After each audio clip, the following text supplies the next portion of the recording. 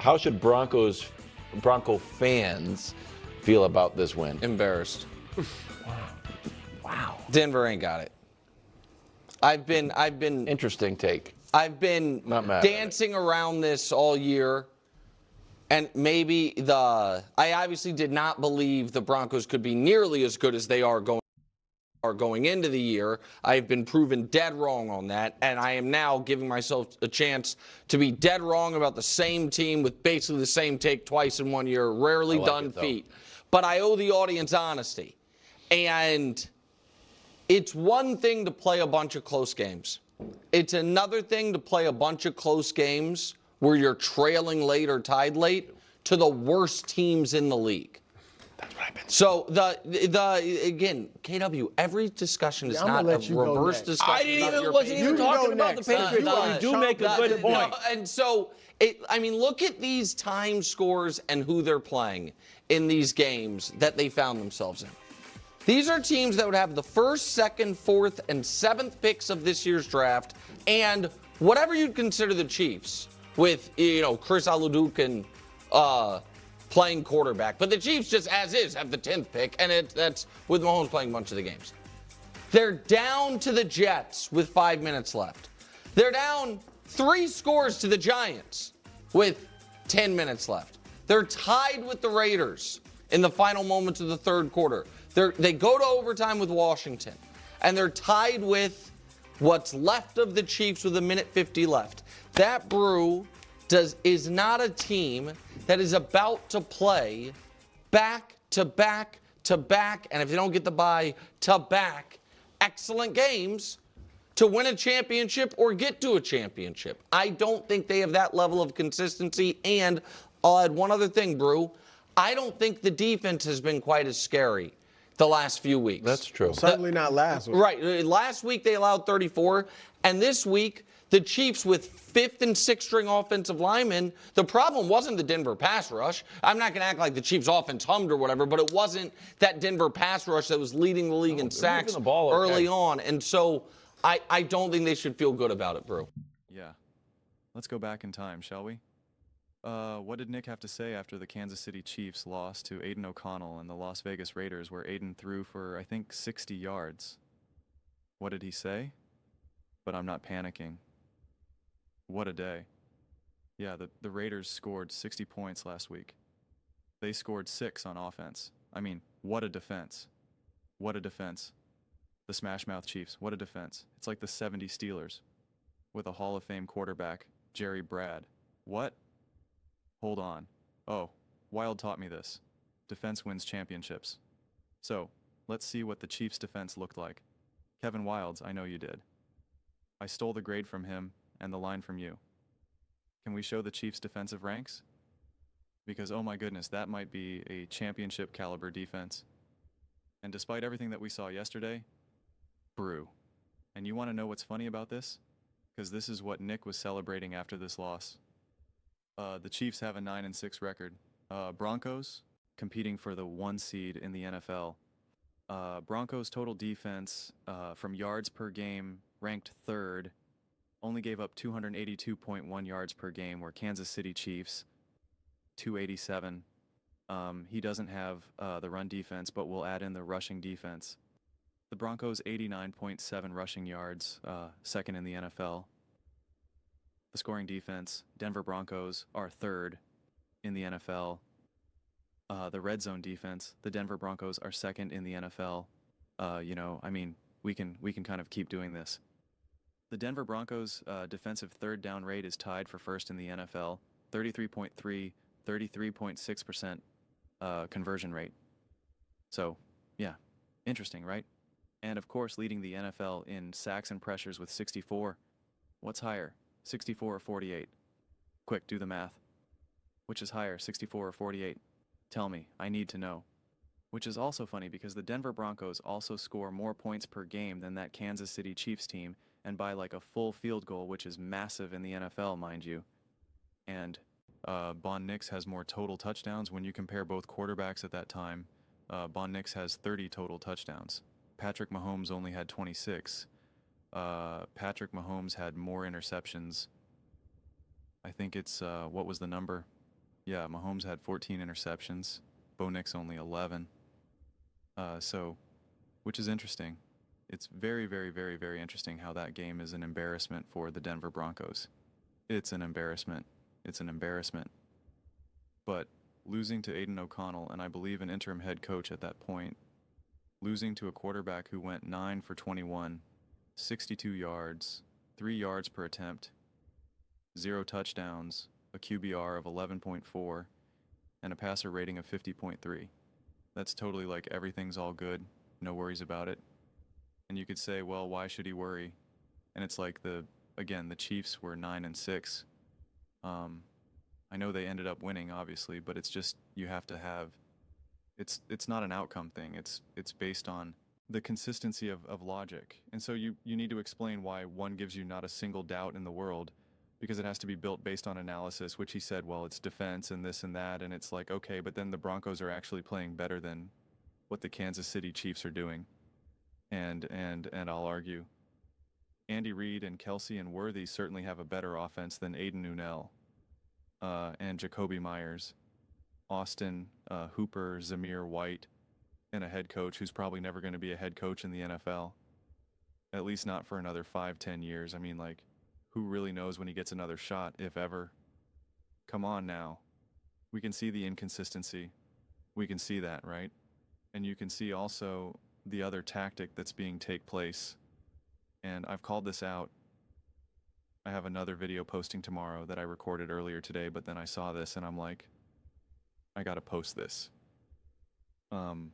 This is what I said was gonna happen. This is exactly what I said. If the Broncos don't win the Super Bowl, it's proof of them being frauds. And it's like, it's really hard to win a Super Bowl. And so, if the Broncos don't find a way to win the Super Bowl right now, right, they just have to win 2, depending on whether they have to bye or not. 3-4 playoff games back to back to back to back to back, whatever. If they don't do that, if they lose, I've been telling you all season long, this team doesn't have what it takes to win as again. Do you understand how ridiculous of a comment that is? How a statement like that fundamentally does not make any sense? Because then every single year, only one team was truly capable of winning the Super Bowl. And nobody actually believes that.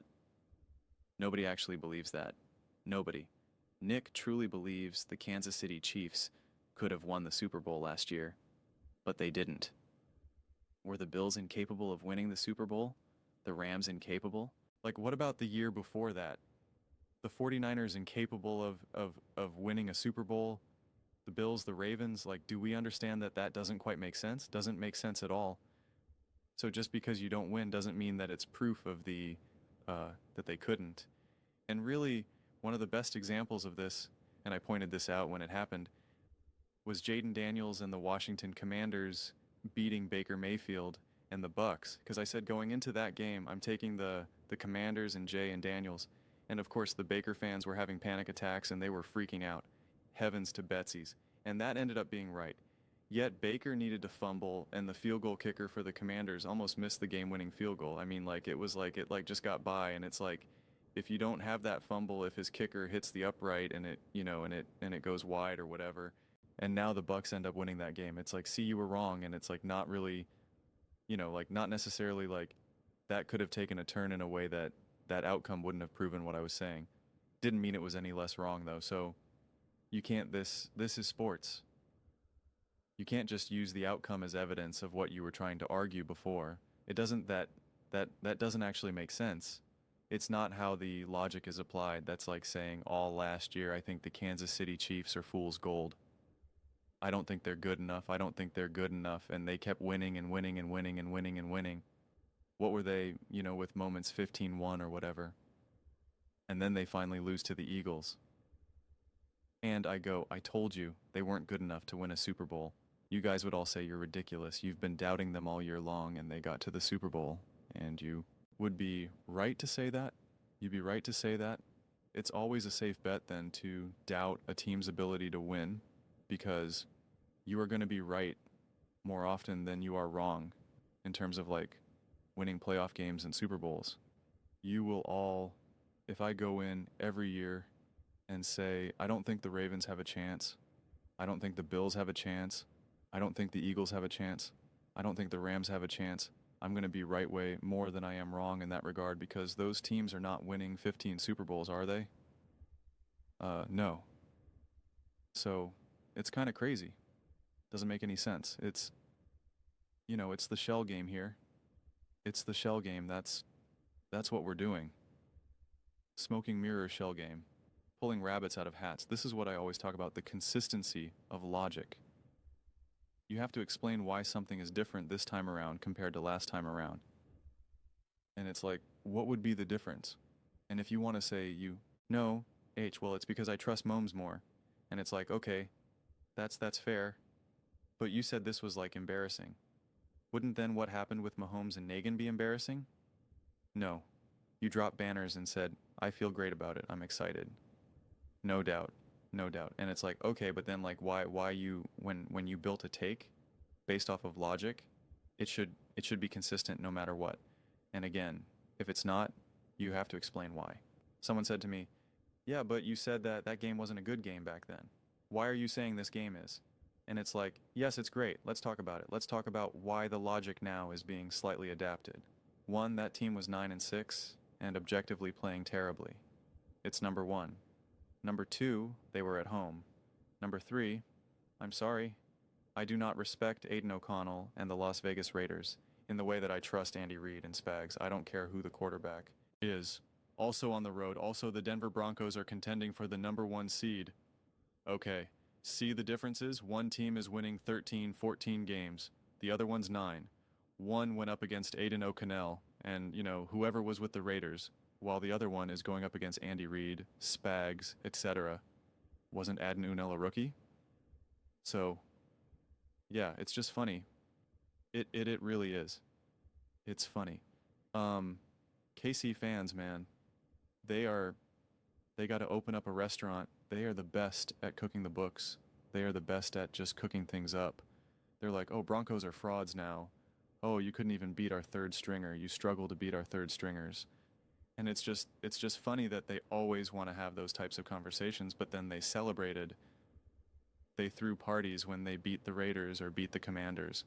And if I came out here and said, I'm not really that impressed with that win, they're like, what are you talking about? It's all you play who's in front of you, the NFL. A win is a win is a win. You're so biased. Blah, blah, blah, blah. And it's like, oh my God. What do you want from me? And then they can say, but why are you celebrating that game and not? And it's like, because you're the Kansas City Chiefs. I'm sorry. I'm not going to celebrate you beating the Las Vegas Raiders when you're actually full strength. Apparently I have a higher bar for the Chiefs than you do. Again, failure to understand the logic itself, but it's really genuinely entertaining. So I appreciate it. I'm thrilled. But I'm happy it exists because it's really funny and entertaining to read. It really is. And the empowerment, and then they're like, well, like we even care. We won Super Bowls in the past. Okay? Right? Now you don't care. Sure. Now you don't care about how your season ended this year. Right. Got it. That almost makes sense. It's funny, man. KC fans, they're the gift that keeps on giving. Even when they're not in the playoffs, they still make sure that their presence is known. But I'm telling you right now, no one's going to be talking about Kansas City now. Like, it's over. It's done. We're going to watch the playoffs. We're going to watch the Broncos, the Jags, the Bills, the Eagles, 49er. Like, we're going to watch all these teams, and you hear it. You hear that silence? Yeah. It's going to be nothing. And maybe we'll see Mahomes on some State Farm commercial or whatever, like, oh, I remember him. Yeah, got it. Outside of that, it's like, and that's okay. That's okay. This year you get to root against teams rather than your own team. I get it. Doesn't mean you spit a bunch of nonsense out there, though. Doesn't mean that you try to change the conversation to the best of your abilities. It's literally the most transparent thing out there. I mean, it's really, really funny. It is. And then this is what we're seeing here. This is an embarrassment. It's an embarrassment. Really? Why? Why is it an embarrassment that the The Denver Broncos are in position to get the 1 seed in the first round bye. How's that an embarrassment? Winning on Christmas on the road against Kansas City Chiefs. I understand it. Patrick Mahomes wasn't the quarterback. I got that. I gathered that. Last time I checked, Spags and Andy Reid are two of the most brilliant coaches out there. Am I wrong about that? Is Chris Jones there? Is this Kelsey doing everything he can to do everything he can in the final game of the season of his, potentially of his career in terms of an arrowhead? Does Andy Reid keep complete scrub nonsense quarterbacks on his roster? Is Andy Reid great at putting quarterbacks in positions to succeed? Is he known as being the quarterback whisperer and finding ways to win despite limitations? Has Spags been pretty good at his job over these last couple of decades? Yeah, I'm taking this version of the Chiefs over the Las Vegas Raiders with Aiden Unell. That's for sure. That's for sure. I can promise you that.